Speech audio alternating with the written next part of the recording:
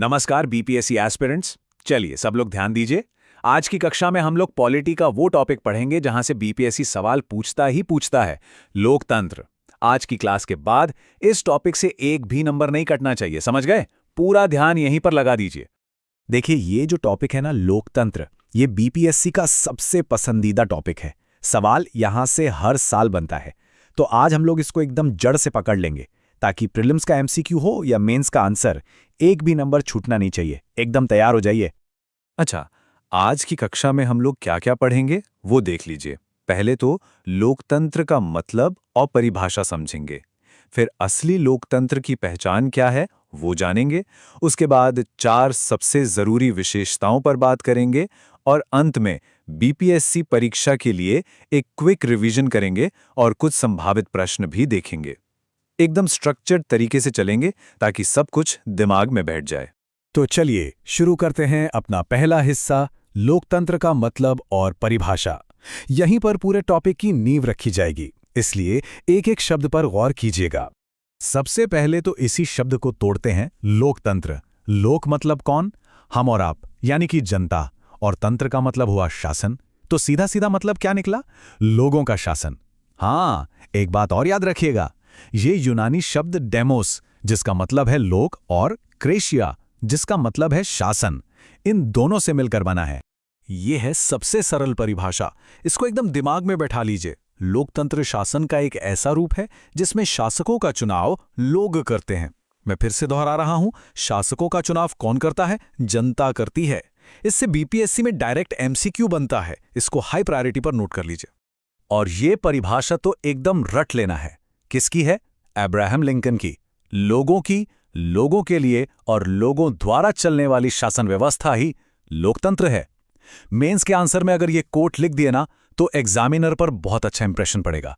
एक एक शब्द याद कर लीजिए इसका। अब आते हैं सबसे जरूरी हिस्से पर, जहां बीपीएससी फंसाता है। असली लोकतंत्र की पहचान क्या है? एक बात कान खोल के सुन लीजिए, सिर्फ चुनाव करा देना ही लोकतंत्र नहीं होता है। बहुत सारे देश हैं जो चुनाव का नाटक करते हैं, पर वो लोकतांत्रिक है नहीं। चलिए आज असली लोकतंत्र की 4 शर्तों को समझते हैं।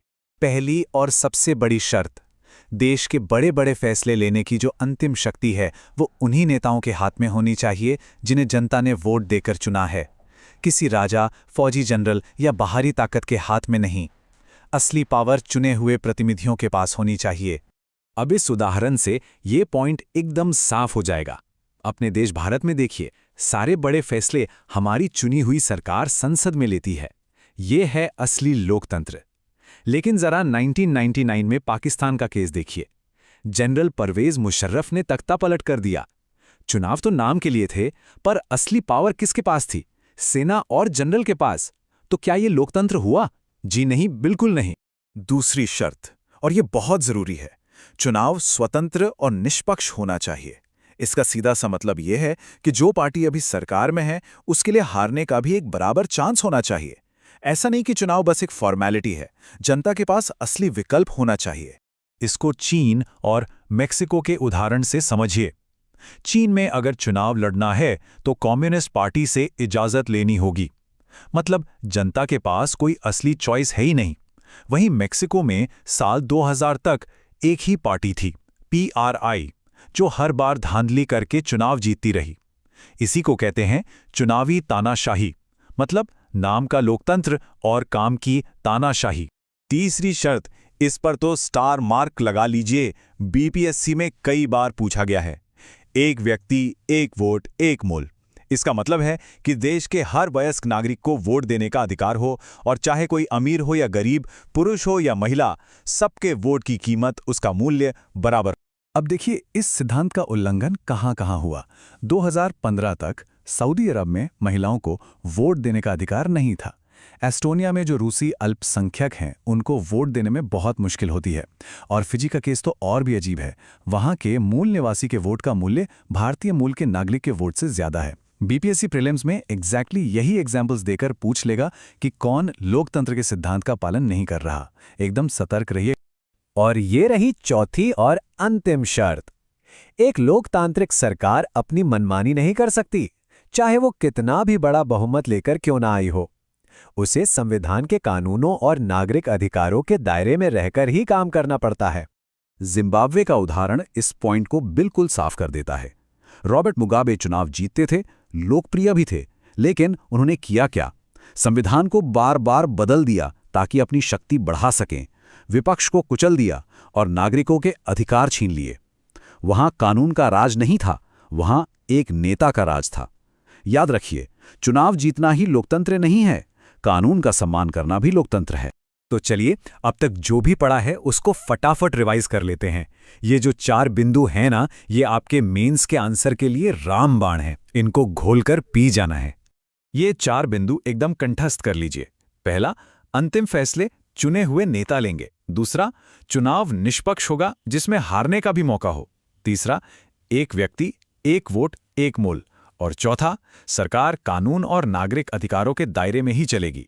लोकतंत्र पर कोई भी सवाल आए, ये 4 पिलर्स आपके आंसर का फाउंडेशन बनेंगे। चलिए, अब हो जाए प्रैक्टिस सेशन। देखते हैं कि आज की क्लास में कितना ध्यान था। बीपीएससी में बिल्कुल इसी पैटर्न पर सवाल पूछे जाते हैं। तैयार हैं? पहला सवाल प्रीलिम्स के लिए। एक व्यक्ति, एक वोट, एक मोल का सिद्धांत किस शासन प्रणाली की मुख्य विशेषता है? थोड़ा दिमाग पर जोर डालिए। बिल्कुल सही, इसका जवाब है सी, लोकतंत्र। अभी तो हमने इस पर विस्तार से चर्चा की है। अगला सवाल, ये एप्लीकेशन बेस्ड है। ऐसा कौन सा देश है जहां चुनाव तो होते हैं पर सत्ताधारी दल कभी हारता ही नहीं? याद कीजिए। सही जवाब है डी, चीन। क्यों? क्योंकि वहां स्वतंत्र और निष्पक्ष चुनावी मुकाबले वाली शर्त पूरी नहीं होती। अब ये कुछ वन लाइनर्स, प्रीलिम्स के लिए फैक्ट बेस्ड क्वेश्चंस। मैं सवाल पूछूंगा, आप मन में जवाब दीजिएगा। पहला, लोकतंत्र किन यूनानी शब्दों से बना है? डेमोस और क्रेशिया। दूसरा, जिम्बाब्वे का वो अलोकतांत्रिक नेता कौन था? Robert Mugabe. और तीसरा, लीगल फ्रेमवर्क ऑर्डर किस पाकिस्तानी जनरल से जुड़ा है? जनरल परवेज मुशर्रफ। ये सब फैक्ट्स एकदम जुबान पर होने चाहिए। और अंत में ये रहा बीपीएससी मेंस के लिए एक मॉडल आंसर। प्रश्न है, लोकतंत्र की आवश्यक विशेषताएं क्या हैं? देखिए, इसका स्ट्रक्चर एकदम क्लियर है। पहले एक लाइन में परिभाषा और फिर हमारे वो 4 पिलर्स, एक एक उदाहरण के साथ। भारत, मेक्सिको, जिम्बाब्वे, सारे उदाहरण यूज किए गए हैं। आपको भी इसी फॉर्मेट में आंसर राइटिंग की प्रैक्टिस करनी है। तो आज की कक्षा यहीं समाप्त होती है। खूब मेहनत कीजिए, बीपीएससी क्लियर करना है। जय हिंद।